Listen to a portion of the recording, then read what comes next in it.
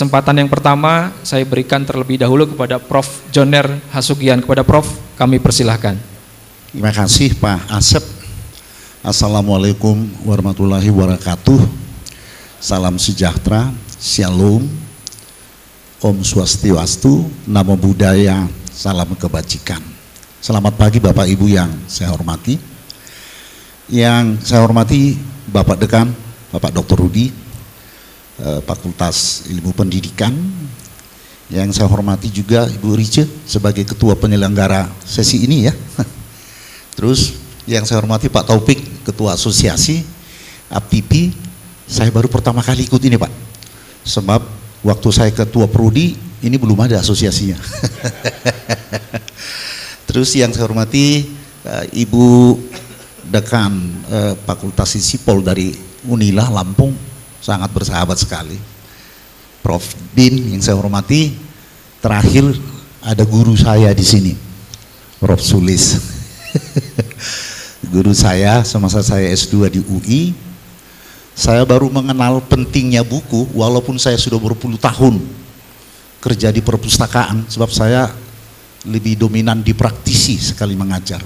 Dari beliau ini ada sekitar, masih lupa saya, 700-an lebih judul di kantor beliau buku, dan semua saya fotokopi.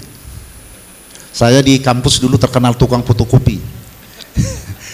Waktu itu di Buring ya Pak, fotokopi tiap hari. Dan beliau ini dulu satu-satunya dosen yang melanggar JASIS, Journal of American Society Pak ya, paling mahal, paling hebat. Semua dikasih sama saya, fotokopi beliau ini. Dan buku itu sekarang ada di rumah saya. Masih banyak yang belum pernah saya baca. Ku fotokopi aja. Tapi belakangan ini ketika banyak berbicara filosofi, saya buka. Ada buku tua di situ, buku pertama yang ada, Introduction to Library Science oleh Sera itu. Bapak ini punya 3 tahun 67, dan itu baru saya baca Pak. Karena itu yang paling fundamental yang menyebutkan what is the library science. Buku itu sudah warnanya, sampulnya biru. Jadi saya baca itu sekarang. Untung ada Google, jadi saya scan, karena bahasa Inggrisnya kan lama, saya scan, saya masukkan ke Google baru mengerti. Tapi pilih yang Google Malaysia, lebih hebat dia terjemahannya daripada Google Indonesia. Ini trik-trik saja Pak. Jadi terima kasih Prof sudah hadir di sini, sangat. Dan waktu saya dikukuhkan guru besar, dia WA saya setelah 25 tahun, begitu Pak ya, baru pecah katanya. Baik Pak, jadi izinkan Prof kalau saya berdiri supaya lebih enak, karena nggak nampak saya nanti di sana. Ya, ada. Saya di sini aja Pak ya. Oh ada di sini ya. Baik. Topik yang saya sampaikan maksudnya menunjukkan nanti tantangan perkembangan ilmu perpustakaan di informasi menurut perspektif pandangan saya, sebab ilmu itu katanya adalah perspektif ya, sudut pandang. Jadi bisa jadi nanti terjadi ada perbedaan, tetapi tidak mengapa. Lanjut. Next. Nah, ini data yang saya ambil dari BANPT. Jadi saya mengambilnya dari BANPT karena saya asesor, hampir tiap hari buka situsnya BANPT. Nah, kalau kita lihat pendidikan perpustakaan di Indonesia itu 61 tahun. Saya mengambil yang formal, yang kursus itu mohon maaf kalau saya abaikan, belum disebut pendidikan formal. Jadi itu yang pertama di UI tahun 61. Itu jurusan ilmu perpustakaan ada di FKIP. Jadi cikal awal pendidikan perpustakaan itu justru di Fakultas Pendidikan loh. Ya. Nah itu ada di sana. Tapi baru tahun 1969 itu membuka sarjana. Jadi cikal itu 61 tahun. Nah kalau dirujuk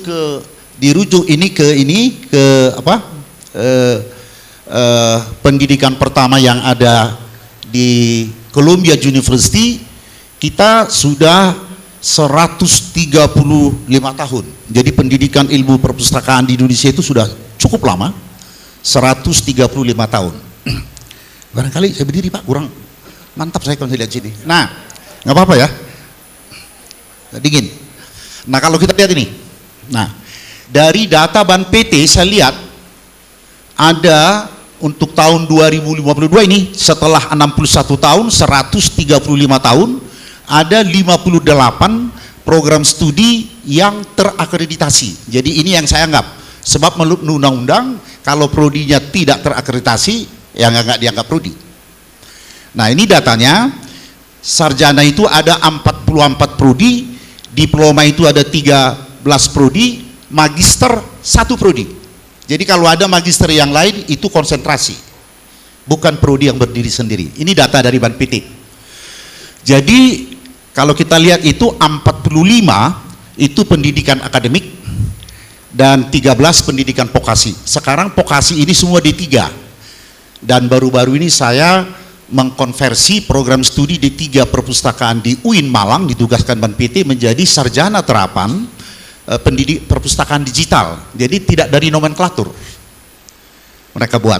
Jadi saya Bu Lasmi ke sana, ada kebijakan diksi semua D3 di universitas dikonversi menjadi sarjana terapan. Kalau yang di politeknik tetap jalan. Ini Pak proyeknya. Nah, yang 58 prodi ini, yang ini sarjana itu 24 prodi berada di universitas yang di bawah Kemendikbud. Sedangkan 18 itu berada di Kemenak. Ada yang dari Kemenak di sini? Ada ya Pak Rahim? Wah, udah ada rupanya Bu Luki di sini, saya nggak lihat tuh. Tolong. Terima kasih. Nah, kemudian yang diploma itu ada 12 prodi berada di Kemenristek. Ya, 1 prodi di Kemenak. Jadi magister baru 1. Yang lain konsentrasi. Nah, ini keadaan. Next. Bapak Ibu, ini data. Sekarang ini data sampai dengan malam tanggal berapa itu saya akses ini, itu 40.362 prodi di seluruh Indonesia yang terakreditasi. Kalau yang tak akreditasi tidak masuk. Maka kita menyumbang 0,14%. Jadi bidang ilmu perpustakaan itu menyumbang ke pengembangan ilmu di Indonesia itu 0,40% karena 58 prodi dari 40.000. Jadi cukup signifikan lah. Next. Nah, tapi mayoritas prodi itu 91,4% itu berada di UPPS. Kalau Ban PT itu selalu UPPS, boleh fakultas, boleh tidak. Unit unit pengelola program studi, fakultas lah itu, berada di ilmu rumpun humaniora. Nah, ya, humaniora. Di Indonesia ada 737 program studi humaniora dari 40.000 itu. Nah, sedangkan ada sedikit ya prodi kita yang UPPS-nya di komunikasi seperti di UNPAD, ISIPOL seperti di UNAIR, ilmu administrasi seperti di Brawijaya, pendidikan seperti di UPI, teknologi informasi seperti di YARSI. Ini. Jadi ini sekitar ini. Nah, jadi dari situ Bapak Ibu, kontribusi kita ke prodi humaniora 7,5% dari 737. Ini jadi masalah nanti sedikit. Next. Ini lupa saya tadi 2017 mau sama Pak Dekan ini. Kemarin saya ketemu 2017 nggak ada gedung ini waktu mengakreditasi, tiba-tiba udah lantai 10. Pak Dekannya. Baik. Apa tantangan? Saya nanti merumuskan setidaknya 4 atau 5 tantangan. Pertama, tantangan pertama yang kita hadapi adalah kebijakan pemerintah dan perkembangan dunia global. Dimanapun di dunia ini, pendidikan tinggi, termasuk pendidikan ilmu perpustakaan, harus mengikuti kebijakan pemerintah. Pasti itu. Tidak ada yang bebas dari kebijakan pemerintah. Nah, yang kedua, kebijakan pemerintah RI saya ambil yang terbaru saja, selalu berubah. Ya, sejak Menristek Mas Nadiem sudah terbit 50 Permendikbud, Dikbud waktu itu, selama tahun 2020. Bayangkan tuh, luar biasa Pak dinamikanya. Nah, itu berkaitan dengan perkembangan dunia global. 50 Permendikbud Bu, 1 tahun. Dari yang 50 itu saya lihat ada 5 saya identifikasi yang menurut sudut pandang saya yang sangat perlu mendapat tantangan kepada kita. Ya, yang lain belum saya kaji karena ada khusus dokter nggak ada terkait, ada masalah gelar, ada masalah macam-macam. Yang pertama ini yang paling ini titik sentralnya, Permendikbud nomor 320 tentang standar nasional pendidikan tinggi. Arah kita nanti ke sana Bapak Ibu. Nah, dia sebenarnya peraturan ini pengganti dari Permenristek 4455 dan Permenristek 50 2018, pengganti itu. Tambahnya sama isinya, tambahnya adalah Kampus Merdeka Merdeka Belajar MBKM. Nanti mungkin Prof Di lebih lanjut menjelaskan itu. Kemudian Permendikbud nomor 420 itu perubahan PTN menjadi PTNBH dipermudah.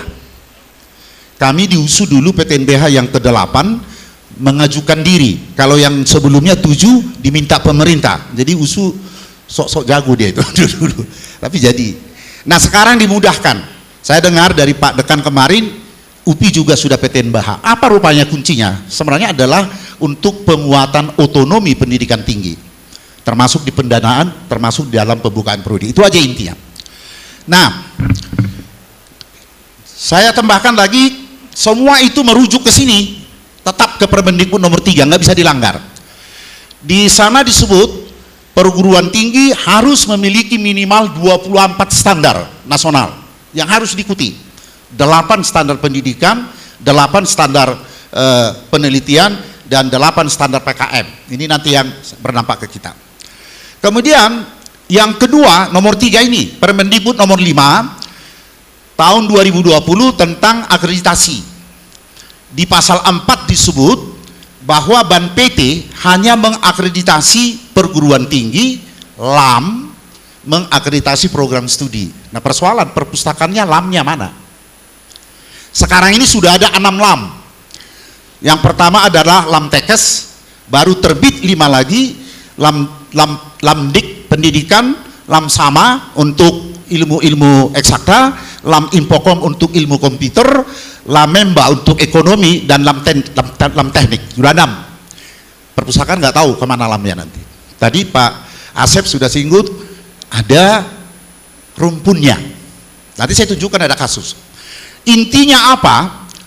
Asesor itu, akreditasi itu hanya melihat 3 hal ini. Kalau dia melampaui SNMPT dan melampaui standar yang, jadi SNMP itu standar minimal yang diberikan pemerintah, minimal. Lalu perguruan tinggi mau memakai itu atau menambahi, dibuat standarnya. Jadi semua perguruan tinggi, mohon maaf karena sekarang saya aktif di Badan Penjaminan Mutu, ini kerjaan saya tiap hari ini. Kalau dia melampaui mencapai standar, baiklah itu. Beda B dengan baik. Sedikit melampaui, baik sekali lah itu. Tapi kalau melampaui standar, itu yang disebut dengan unggul. Ini berat. Jadi nanti kita tunjukkan. Nah kalau bagaimana kalau dia menyimpang, ya tak terakreditasi. Jadi jangan harap, ada beberapa kemarin ISK saya periksa nggak memenuhi, ya udah kembali ke semula. Yang lain-lain ada yang sudah unggul. Yang dari pertama yang saya Unair termasuk UI juga sudah unggul, sedangkan prodi saya masih proses Pak, nggak boleh. Nah kemudian nomor 6 ini diatur bagaimana penerimaan mahasiswa baru untuk sarjana, S2 S3 enggak, makanya kasus Lampung itu Bu ya, mandiri ya. Karena nggak diatur peraturannya, standarnya, perguruan tinggi ya suka-sukanya. Udah tau lah kasus Lampung ya Bu ya, nggak usah diteruskan. Mohon maaf saya minum sedikit Pak, minum sedikit, dingin. Makasih Pak. Nah kemudian nomor 7, Permendikbud nomor 7 butir 5 ini pendirian pembubaran perguruan tinggi negeri dan pendirian swasta. Terus terang kita senang di Medan sudah ada perguruan tinggi swasta yang membuka program studi ilmu perpustakaan. Ini dasarnya ini. Semoga makin banyak nanti. Nah, kemudian ini tantangan bagi kita, nanti saya jelaskan satu persatu. Ini yang berat, pencapaian IQ. Ya. Jadi ada 8 IQ ditetapkan oleh pemerintah, namanya IQ perguruan tinggi. Harus ini. Ini kalau yang pengelola prodi udah habis babak belur ini IQ. Kenapa? Karena IQ menjadi kontrak kinerja rektor dengan pemerintah. Nah, Pak Taufik pasti ngalamin ini. Tiap hari ini rapat-rapat. Ada 8 IQ ya yang menjadi kontrak kinerja rektor dengan perguruan tinggi. Ini terus ini. Kalau di prodi saya kemana ketua prodi? Rapat IQ Pak. Terus ini IQ ini. Karena setiap tahun dilapor. Kenapa? Ini yang berat. Capaian IQ ini dikaitkan dengan uang. Ini capaian IQ-nya rendah.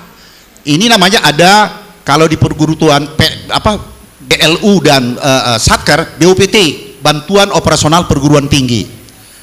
Capaiannya rendah, ya duitnya rendah. Jadi jangan heran UI, UGM yang capaian IQ-nya tinggi, uangnya gede. Nah, ini masalah Pak. PTNBH juga begitu, IQ-nya nggak tercapai, nggak bagus, bantuannya rendah. Nah, ini Pak Taufik tahu ini. Maka kalau rektor itu tiap hari mempus dekan dan prodi tiap hari itu, kalau di tempat saya lihat IQ Pak, IQ ini. Waduh, gawat nih. Nah, ini Pak Inah, kan ini hebat. Sesudah IQ, next. Persoalan, next. Halo, lanjut. Ini ada isu internasionalisasi pendidikan tinggi. Ini presiden nih, nggak bisa lawan ini. Pak Jokowi yang mana katanya? Kok Indonesia kok masih di 70? Kok Malaysia kok bisa sudah di 40, 50? Kok Singapura sudah yang bisa di 20-an? Ini presiden nih nggak bisa ditawar-tawar tuh. Itu isunya dengan World Class University, ya, WCU sudah. Nah, internasionalisasi itu pertama meminta akreditasi internasional untuk program studi IQ 8. Saya senang mendengar ketemu kemarin prodi prodi perpustakaan di UPI sudah ikut ya akreditasi internasional. Di tempat saya belum Pak, masih mau mulai. Nah, ini nanti saya jelaskan apa persoalan. Nah, kemudian sudah ada ya. Jadi persoalan bagaimana prodi kita bisa nggak ikut itu akreditasi internasional. Kemudian program studi bekerja sama dengan mitra kelas dunia. Nah, ini dia. Bukan perguruan tingginya, prodinya. Mungkinkah prodi kita bekerja sama dengan kelas dunia? Saya kira sangat mungkin. Dekat kok Malaysia. Kan bisa kan? Udah internasional kan? Oke. Nah, tetapi dalam akreditasi internasional ini hanya 10 yang diakui oleh pemerintah. Nggak boleh sembarangan perguruan tinggi ambil. Yang banyak, kalau kami sekarang di FIBA karena bisa klaster. Jadi bisa 10 prodi klaster. Kenapa? Akreditasi internasional, UUD, ujung-ujungnya duit. Kalau FIBA asesornya ada di dalam negeri dan di ASEAN. Tapi beberapa yang lain, FIBA itu masuk yang dari Eropa, Jerman tuh Pak. Menghadirkan 2 asesor, dari mana duit? Menginap berapa lama? Itu persoalan. Nah, kemudian di teknik kami IAB. Ada asesornya di dalam. Jadi memilih ini hati-hati juga. Kalau kencang duitnya, silakan aja ambil. Nah, ini persoalan besar ini. Yang menguntungkan adalah LAMTEKES.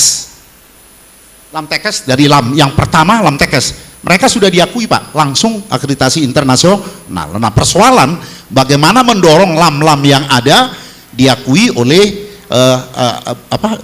internasional, diakui dunia. Itu yang persoalan. Nah, itu di bidang perguruan tinggi, tantangan bagi kita ini. Habis ya baterainya juga. Yang kedua, isu perkembangan dunia global di bidang ilmu kita. Yang pertama, ini munculnya terminologi information science.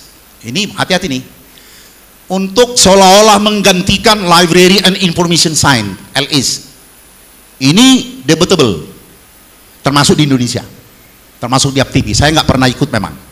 Lalu pertanyaan, LIS kalau information science itu nanti lalu LIS tergolong ke rumpun ilmu mana? Tadi 91,6% kita ada di humaniora. Nanti saya tunjukkan di perban kita masuk ke rumpun terapan.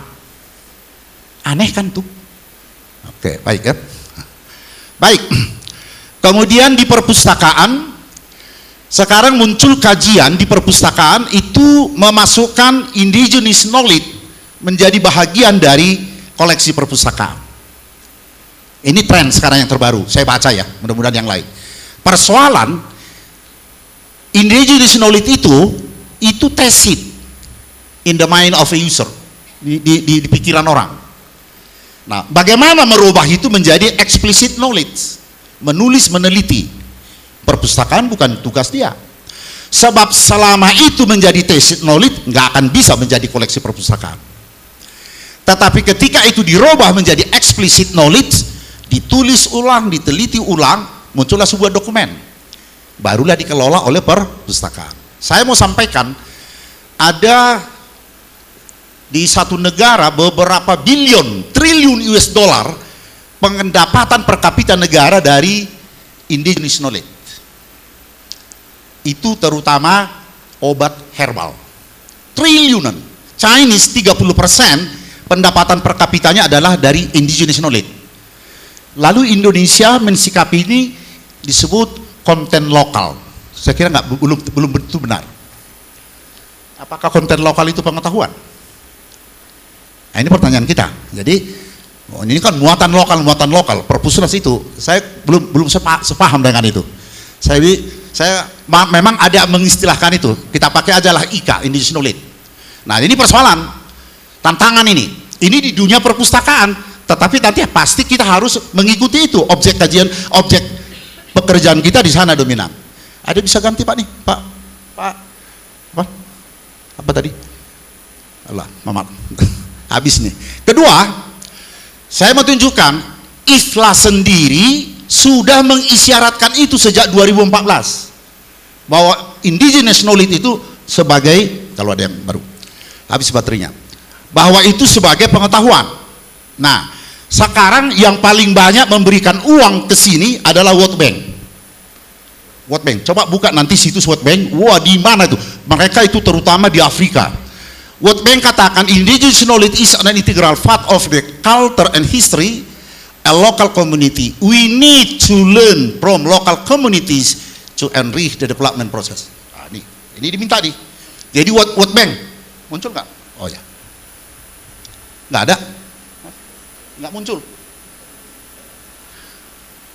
Saya mau lampunya aja. Nah, nggak lampunya. Oke, ini Pak ya. Ya. Ini dia nih. Nah, jadi inclusion of indigenous knowledge di Indonesia ini yang ditonjolkan. Perpustakaan berbasis inklusi sosial. Ini trennya sekarang di perpustakaan di Indonesia ya. Nah, tapi di dunia ini tantangan baik di kebijakan, baik di bidang ilmu kita, baik di sini. Berikut. Persoalan yang kedua, tantangan kita adalah nomenklatur. Tadi Pak Taufik udah singgung nih. Nomenklatur itu penamaan yang dipakai pada bidang ilmu itu erat kaitannya dengan ontologi, filsafat ilmu. Keberadaannya apa? Itu yang selalu disebut study of being or existence, keberadaan itu. Jadi teori being, qua being. Sebagai apa dia? Nah, kaitannya apa yang diteliti, apa yang dipelajari. Pada dasarnya objek material dan formalnya. Ini kaitannya ke situ. Next. Nah, kita lihat dulu nomenklatur kita. Ilmu perpustakaan yang ada sejak 887. Kemudian tahun 60-an ya, itu mulai tambah informasi. Jadi di Facebook 64, makin masuk, makin terus sampai 90-an ini. Lalu di Indonesia muncul keputusan Menteri Riset nomor 57 2019. Sebenarnya ini revisi dari 2017. Ada 2017, ada perubahan sedikit. Saya ambil aja yang terakhir ini. Ini muncul ini, kata sains dan ilmu. Nah, berikut next.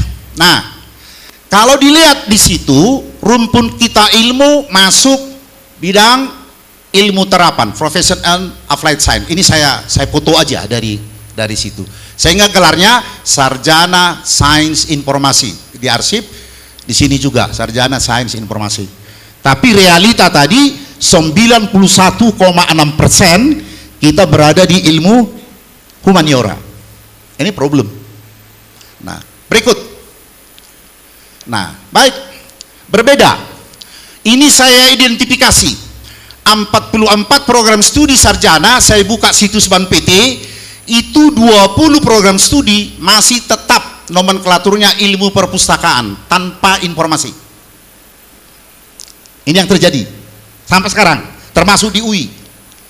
Di UI nggak berubahnya. Nanti saya jelaskan kenapa nggak bisa.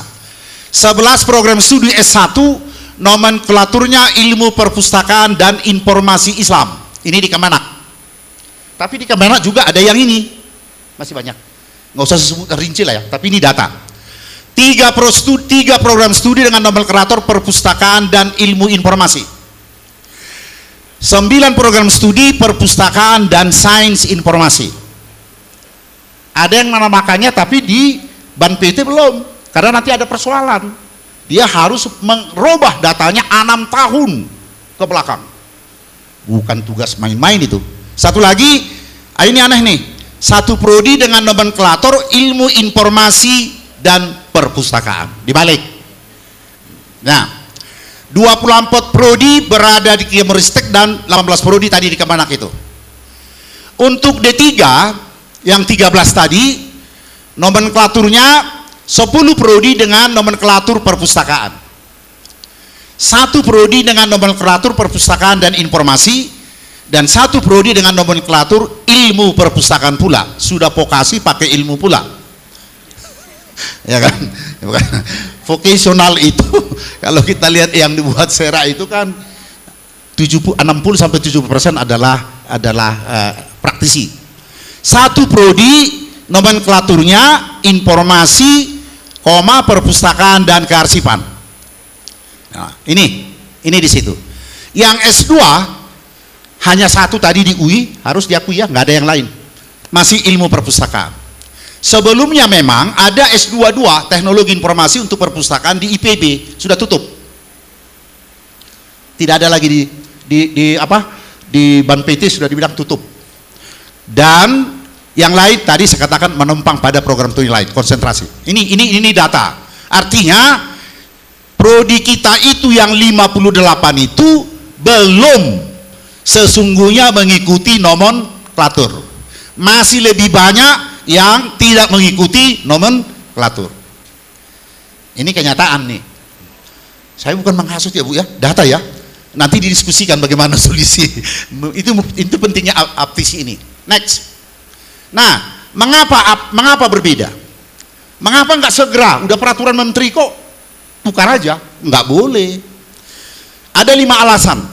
Mudah-mudahan ada tambahan. Menurut saya, yang saya sudut pandang saya. Pertama, mengganti nomenklatur mengikuti Kemeristek itu harus melalui keputusan rektor. Kalau di PTNBH, harus mengikuti Dirjen Dikti. Kalau dia BLU atau Satker. Panjang kan Pak? Panjang nggak tuh? Panjang. Kalau PTNBH gampang, penting aja datangi ke rektor bisa dekat. Tapi kalau ini datangi menteri dan berapa kali tiket. Nah, ada kewajiban migrasi seluruh data PD Dikti yang lama 6 tahun minimal sebelumnya. Itu data dosen, data kegiatan belajar 1 tahun 2 semester, 6 tahun semua data mahasiswa masuk semua. Waduh, 2 tahun nggak siap itu Pak. Di prodi kami itu nggak tahu, ada yang mengerjakan itu udah hampir siap Pak, katanya udah 2 tahun sejak itu nggak jadi.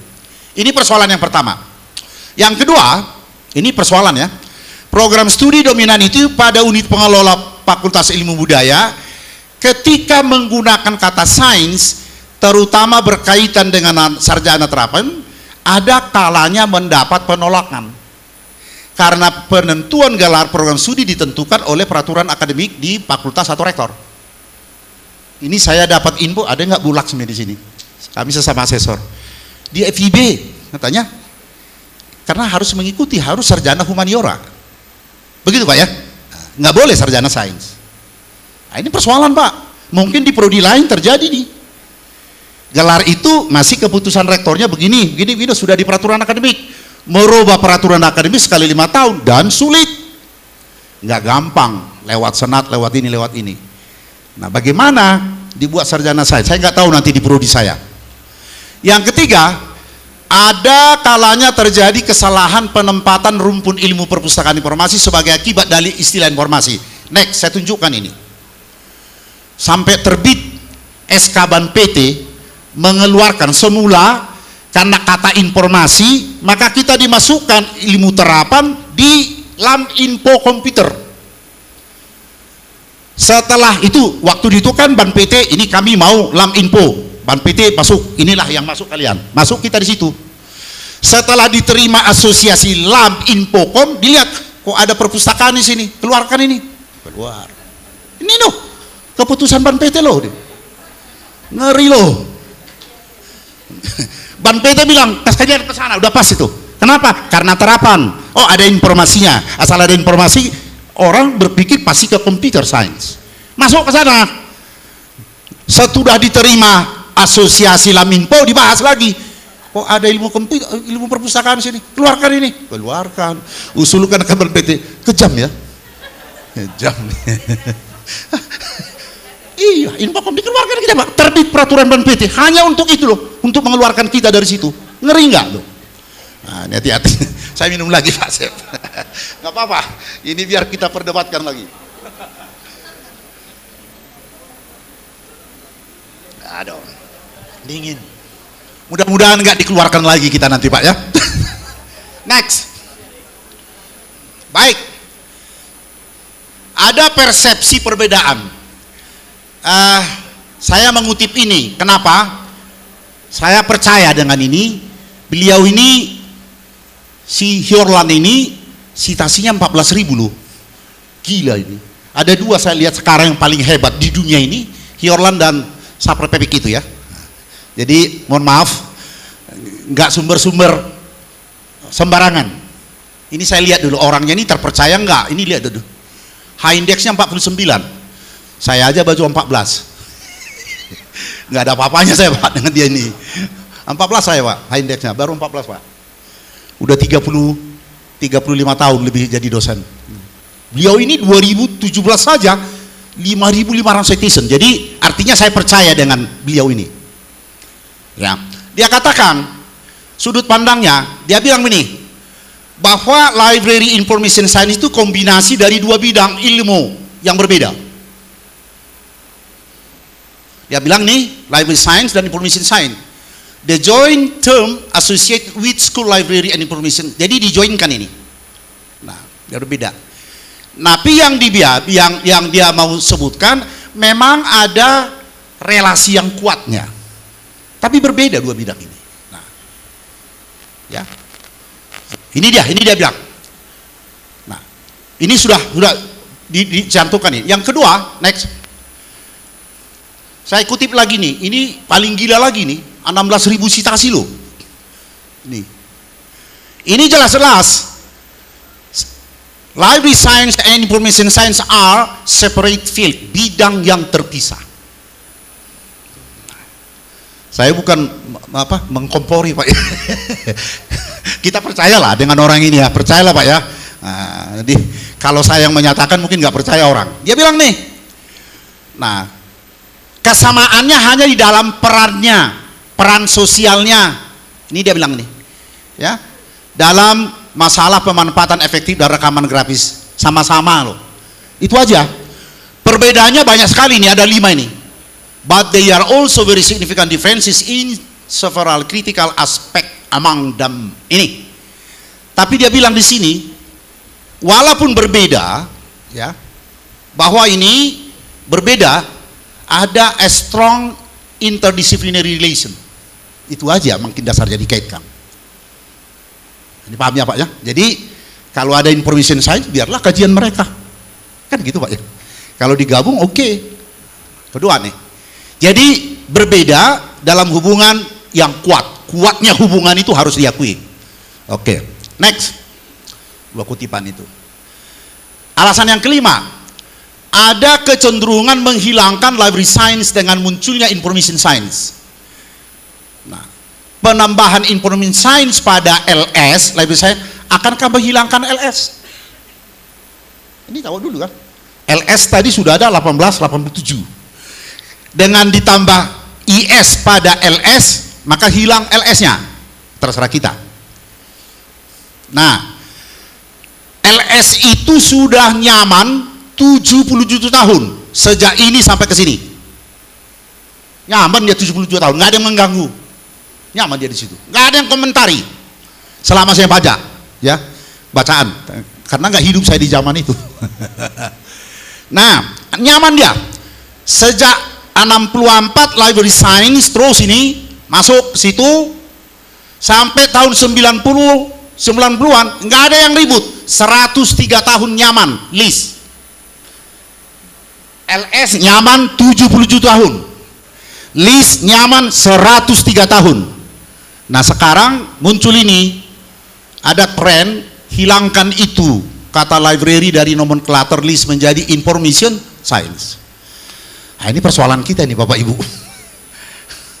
Ya kan? Itu yang tadi pertanyaan di bawah. 103 tahun loh Bu, nyaman list. 77 tahun nyaman LS. Lalu pertanyaan yang saya buat di bawah, perlu kita diskusi ini. Apakah dengan penambahan IS yang muncul, kemudian kepada LS yang nyaman, puluhan bahkan ratusan tahun, lalu hilangkan LS-nya? Nah, ini sama-sama kita jawab. Nanti asosiasi yang menjawab ya. Fakta sosial, saya membuka, hanya tidak saya masukkan PowerPoint itu. Di Amerika, inkonsisten. Saya buka beberapa situs perguruan tinggi. Di S1 bachelornya IS, di S2-nya library ILS, di S3-nya baru study information studies. Nggak konsisten juga di Amerika itu. Ada 5 perguruan tinggi situ saya buka, tolong dibuka nanti. S1-nya information science, ketika masuk S2-nya bachelor sana, library information science. Loh, ini lihat aja Pak, bukan mengatakan saya lebih pintar dari mereka, enggak. S3-nya baru information studies. Nah, ini dia S3-nya. Bapak lihat lah di Amerika. Kalau di Eropa enggak konsisten dengan list. Apalagi di India saya lihat, India fanatik sekali dengan listnya. Benar. Buka-buka situ saja Pak. Next. Nah, tantangan ketiga,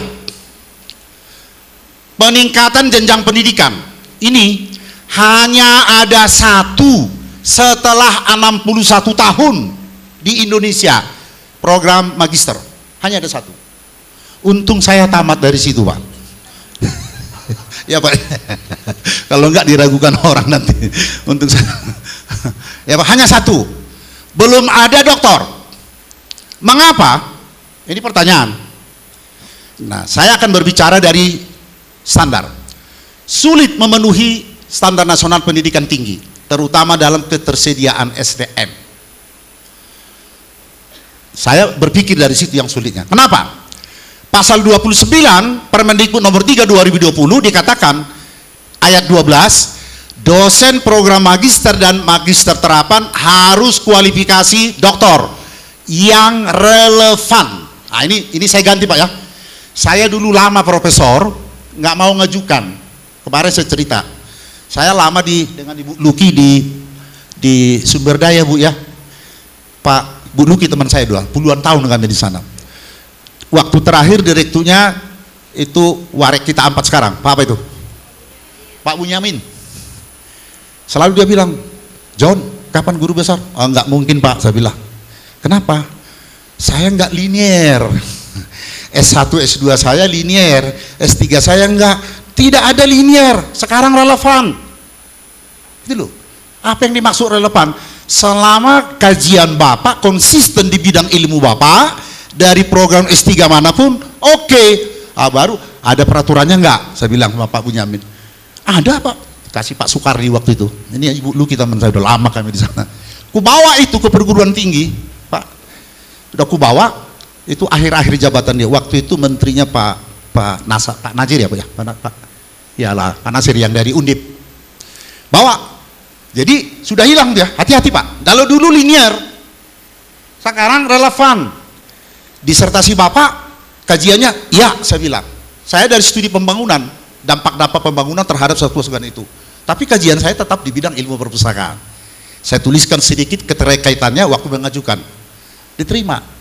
Saya proses. Jadi itu yang membuat nggak jadi-jadi Pak. Setelah itu baru saya coba. Saya ajukan. Yang mendampingi saya dulu prestasi, tambahin lagi, biasanya ditolak 2 kali 3 kali. Saya nggak tahu, sekali ajukan lolos, luar biasa rezeki saya. Lolos itu. Sebelum saya ajukan, kami ketemu Pak Sulis di Perpusnas, ya Pak ya. Pak, ini artikel saya Pak, sudah ada terbit kebetulan di Q1. Nah, itu alasannya. Saya tunjuk itu. Nah, ini dia. Jadi sebenarnya jangan takut lagi. Buka aja S2. Kemarin Pak Dekan dibilang, ini mau coba buka S2 di sini.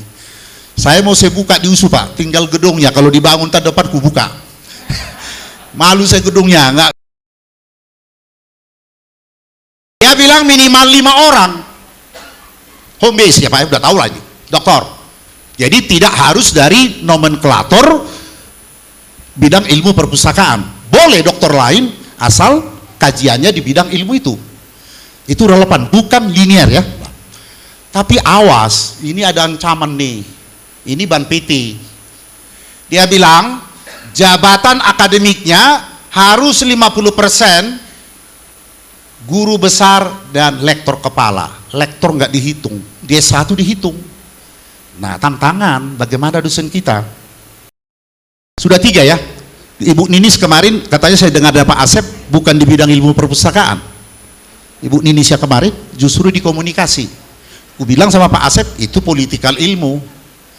Politik ilmu itu. Kok nggak ke perpustakaan yang belum ada dikasih? Oh, ini kan di komunikasi. Itu politik ilmu namanya Pak. Supaya kuat, ini sih lemah. Jadi tetap 3, 4 sama Prof. Sulis. Politik ilmu itu. Kita bagaimana keluar dari situ? Nah ini yang membuat nih. 2. Nggak tahu. Kalau nanti Pak Taufik mau buka di sana, aku ikut nompang supaya jadi kan. Nah, kalau saya sekarang kusuruh tenaga saya harus ambil S3. Sebab 2025 habis akreditasi kami, doktornya pensiun 3 orang Pak. Habis. Ini satunya pensiun datang nih. Mau dari mana mau diambil Pak?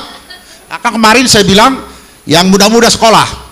Gimana Pak testing? Kujumpai ketua pro diterima. Saya bilang, diterima juga, takut juga karena apa yang mendampingi akreditasi. Macam-macam kok nanti saya bilang. Udah sekolah, 3 orang ya. Mudah-mudahan sebelum 2025 siap. Sehingga nanti kalau enggak, kami terjun bebas. Dari unggul akan turun ke baik sekali. Enggak akan bisa cerita. Sebab dia S1 50% harus doktor. Itu nggak main-main tuh. Nggak bisa. Kalau nggak 50% doktor, jangan harap sampai kiamat bisa produksi kurnia unggul. Jangan harap Pak. Ngeri. Nah, selain itu diminta sama. Nah, ini juga nih persoalan nih 50% guru besar. Jadi penting sekali. Jadi waktu Pak Prof Sulis WA saya setelah 25 tahun pecah, netes juga air mata saya Pak. Next. Sikit lagi Pak ya. Lanjut. Halo. Lanjut. Udah. No. Ini nanti Pak Prof Din lebih bagus. Baik. Kurikulum. Ini menjadi sangat penting. Menjadi sangat penting, tapi nanti Pak Din lebih bagus. Ini kan sekarang dengan kurikulum OB, sebenarnya OB itu adalah kakak ini, OB hanya ditambah ini. Dia kira-kira begini prosesnya. Tetapkan profil lulusan, tetapkan CPL, tetapkan bahan kajian, baru dari bahan kajian muncul mata kuliah, baru capaian pembelajaran, baru topik-topik kuliah. Kan kira-kira begitu Pak ya? Aku bukan menggurui. Yang paling penting ini, standar pendidikan mengatakan ketika menyusun yang dua ini, libatkan stakeholder internal dan eksternal. Kalau nggak dilibatkan, kalau saya asesornya, oke, 2. Kalau dilibatkan sungguh-sungguh, 4 nilainya. Nih. Tapi dalam menyusun ini sering terjadi link and match lulusan dengan pasar kerja, industrinya kerja, industri kita perpustakaan, IDUKA, kurang melibatkan pengguna lulusan stakeholder selain perpustakaan. Hanya perpustakaan doang. Nah ini masalah nih. Ini masalah nih. Nanti Pak Din lebih jauh. Kemudian penerapan konsep pendidikan perpustakaan kurang relevan dengan kebutuhan perpustakaan dalam konteks masyarakat Indonesia. Kita selalu gila membahas dunia, tapi Indonesia nggak dilihat, iya kan? Seolah-olah semua di Indonesia sudah mesin semua. Coba pergi ke perpustakaan daerah di kampung-kampung, di pedesaan, apa perlukan mesin?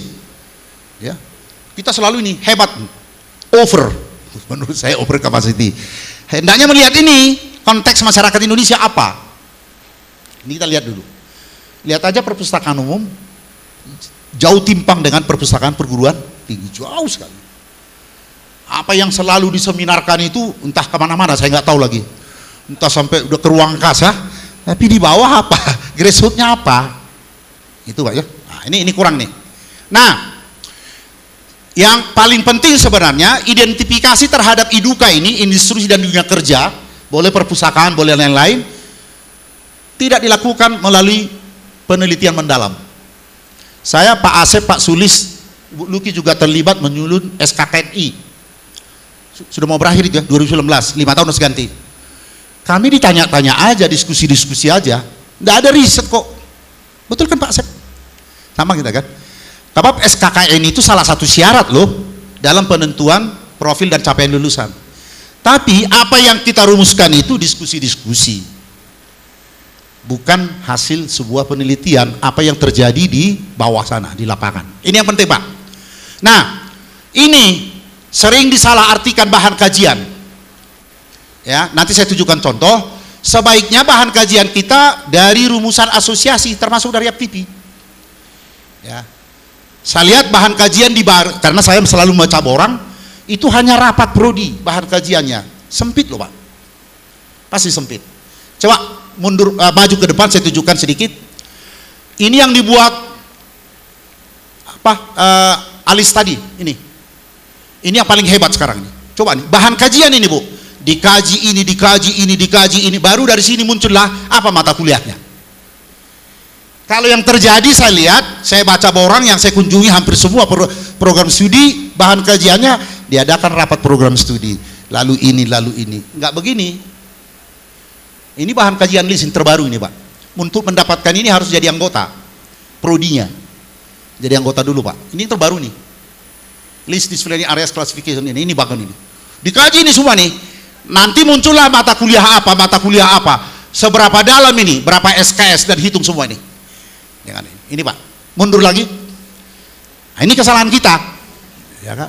Bahas itu. Nah, saya berharap ada bahan kajian yang dibuat oleh APTP, rutin tiap tahun, itu, sehingga dipedomani. Nanti saya katakan tadi, ini menjadi bahan SKKNI-nya Pak. Jadi jangan kumpul-kumpul diskusi. Menurut Pak Asep, menurut saya begini, menurut Pak Joner, gitu-gitu aja Pak. Nah, janganlah. Akhirnya lihat aja SKKNI itu kita Pak, nggak match dengan dunia kerja, seolah-olah sudah mau drain semua drain semua. Ikut. Kalau ini nanti Pak Din yang menjelaskan ini, MKBM tantangan juga ini, regulasi di perguruan tinggi nggak beres, mitra untuk magang ini berat bagi kita karena hanya perpustakaan. Nah ini nanti kesulitan mendapatkan ini nanti Pak Din. Next, sedikit lagi Pak ya. Ini udah tadi saya jelaskan. Ah ini yang terakhir. Tantangan yang terakhir, animo calon mahasiswa dan pemetaan program studi perpustakaan dan informasi. Ada kecenderungan turun animo mahasiswa. Saya baru-baru ini mengakreditasi sebuah prodi di Malang, tepatnya di Ponorogo. Saya nggak etis menyebutkan perguruan tingginya. 3 tahun mahasiswanya 17.